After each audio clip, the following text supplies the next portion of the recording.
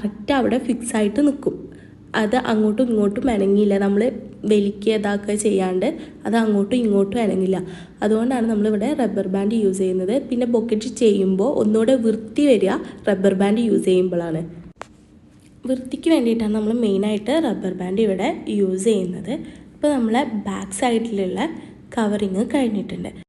ഇനി നമ്മൾ back side ഒന്ന് അഡ്ജസ്റ്റ് ചെയ്ത് കൊടുക്കുക, സൈഡ്സ് കറക്റ്റാക്കി കൊടുക്കുക. സൈഡിൽ വെച്ചിട്ടുള്ള 2 ഷീറ്റ്സ് കറക്റ്റ് സൈഡിൻ്റെ പൊസിഷനിലല്ലേ ഇരിക്കുന്നതെന്ന് അങ്ങനെയൊക്കെ ഒന്ന് ചെക്ക് ചെയ്ത് കൊടുക്കുക. ഇനി നമ്മൾ 2 സൈഡ്സും സൈഡ്സ് അല്ല ഫ്രണ്ട് സൈഡ് കംപ്ലീറ്റ് കവർ ചെയ്യാൻ പോവാണ്. ഫസ്റ്റ് നമ്മൾ കട്ട് ചെയ്ത് വെച്ചതിലുള്ള ചെറിയ പീസ് ഇങ്ങനെ കുറച്ച് ഭാഗം ബാക്കിലോട്ടും കുറച്ച് ഭാഗം ഫ്രണ്ടിലോട്ടും ആയിട്ട് വെച്ചിട്ട് റബ്ബർ ബാൻഡ് ഇട്ട് കൊടുക്കുകയാണ് ചെയ്യുന്നത്. ഇതേ മെത്തേഡ് തന്നെയാണ് മറ്റേ സൈഡിലും നമ്മൾ യൂസ് ചെയ്യുന്നത്. ടോട്ടൽ ഇതിൽ ഞാൻ 7 പീസസ് ഓഫ് ഷീറ്റ്സാണ് യൂസ് ചെയ്യുന്നത്. എക്സ്ട്രാ ഒരു പീസ് ഞാൻ വേറൊരു ബുക്ക് ഷീറ്റിൽ നിന്ന് കട്ട് ചെയ്തെടുത്തിട്ടുണ്ട്. 2 സൈഡിലും ഇതുപോലെ ഫോൾഡ് ചെയ്യാണ്ട് ജസ്റ്റ് ഇങ്ങനെ വെച്ചിട്ട് റബ്ബർ ബാൻഡ് ഇട്ട് കൊടുക്കുകയാണ് ചെയ്യുന്നത്. ഫസ്റ്റ് നമ്മൾ ഒരു സൈഡിൽ ഷീറ്റ് വെച്ചിട്ട് അതിനെ റബ്ബർ ബാൻഡ് കൊണ്ട് ഫിക്സ് ചെയ്തതിന് ശേഷമാണ് മറ്റേ സൈഡിൽ ഷീറ്റ് വെച്ചിട്ട് റബ്ബർ ബാൻഡ് വെച്ചിട്ട് ഫിക്സ് ചെയ്യുന്നത്. നമ്മൾ എത്ര ഷീറ്റ് എടുക്കുന്നോ അത്രയും നമ്മളെടുത്ത ഷീറ്റ്സിൻ്റെ അതേ സെയിം എണ്ണത്തിൽ തന്നെ വേണം റബ്ബർ ബാൻഡ് എടുക്കാൻ. കാരണം ഓരോ ഷീറ്റ്സിനും ഓരോ റബ്ബർ ബാൻഡ് വെച്ചിട്ടാണ് ഫിക്സ് ചെയ്ത് കൊടുക്കുന്നത്.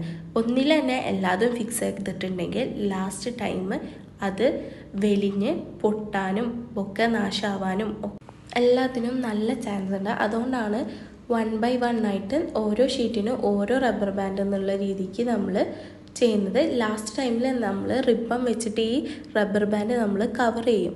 അതുകൊണ്ട് ഒരേ പൊസിഷനിൽ തന്നെ റബ്ബർ ബാൻഡ് ഇടുക. ഒന്ന് ഒരു സ്ഥലത്തും ഒന്ന് വേറെ സ്ഥലത്തും ആക്കിയിട്ട് ഇടാണ്ട് എല്ലാം സെയിം സ്ഥലത്ത് ഇട്ട് കൊടുക്കുക. പിന്നെ നേരത്തെ ചെയ്ത പോലെ അഡ്ജസ്റ്റ് ചെയ്ത് കൊടുക്കുക. സൈഡ്സും ഫ്രണ്ടും ബാക്കും എല്ലാം അഡ്ജസ്റ്റ് ചെയ്ത് കൊടുക്കുക. ഇനി നമുക്ക് ഇതിൻ്റെ ഫ്രണ്ടിൽ ഒരു ഷീറ്റും കൂടിയാണ് വേണ്ടത്. അതിങ്ങനെ നമ്മളിങ്ങനെ ജസ്റ്റ് ഇങ്ങനെ നെറി പോലെ ആക്കിയിട്ട് അതിങ്ങനെ വെച്ച് കൊടുക്കുകയാണ് ചെയ്യുന്നത്. ആ നെറി പോലത്തത് ഇതിൻ്റെ മേലെ വെച്ചിട്ട് ചെയ്യാം.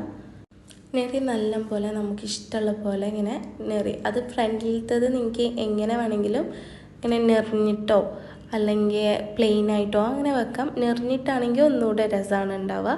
അപ്പോൾ ഇതൊക്കെ കഴിഞ്ഞതിന് ശേഷം നമ്മളെ ബൊക്കറ്റ് ഷീറ്റെല്ലാം നമ്മൾ ഫിക്സ് ചെയ്തിട്ടുണ്ട്. ഇനി നമ്മൾ റബ്ബർ ബാൻഡ് കാണാത്ത രീതിയിൽ നമ്മൾ റിബൺ കെട്ടി കൊടുക്കുകയാണ്. റിബൺ നോർമലി ഒരു ബോ പോലെ ഞാൻ കെട്ടി കൊടുക്കുന്നുണ്ട്. അപ്പോൾ ഇത്രയേ ഉള്ളൂ ഒരു ബൊക്കറ്റ് ചെയ്യാൻ. വളരെ എളുപ്പമാണ്. നമുക്ക് തന്നെ എളുപ്പത്തിൽ ചെറിയ എക്സ്പെൻസോട് കൂടിയിട്ട് അടിപൊളി സാധനം നമുക്ക് ഉണ്ടാക്കാൻ പറ്റും. അപ്പോൾ എല്ലാവരും ചെയ്ത് നോക്കിയിട്ട് നിങ്ങളെ ക്ലാസ്സിനെ പറ്റിയുള്ള അഭിപ്രായം കാര്യങ്ങളും ചോദിക്കുക. എന്തെങ്കിലും ഡൗട്ട്സും കാര്യങ്ങളും ഉണ്ടെങ്കിൽ വാട്സപ്പ് വഴി കോൺടാക്റ്റ് ആക്കുക. അപ്പോൾ ഇത്രയേ ഉള്ളൂ. ഇനി എന്തെങ്കിലും ഡൗട്ട്സും കാര്യങ്ങളും ഉണ്ടെങ്കിൽ ചോദിക്കുക കേട്ടോ. അപ്പോൾ ലാസ്റ്റ് ഔട്ട്ലുക്ക് കണ്ടാലോ? അടിപൊളി ഔട്ട്ലുക്ക് നമുക്ക് കിട്ടിയിട്ടുണ്ട്. അപ്പോൾ ഇന്നത്തെ ക്ലാസ് ഇത്രയേ ഉള്ളൂ. Thank you. ബൈ.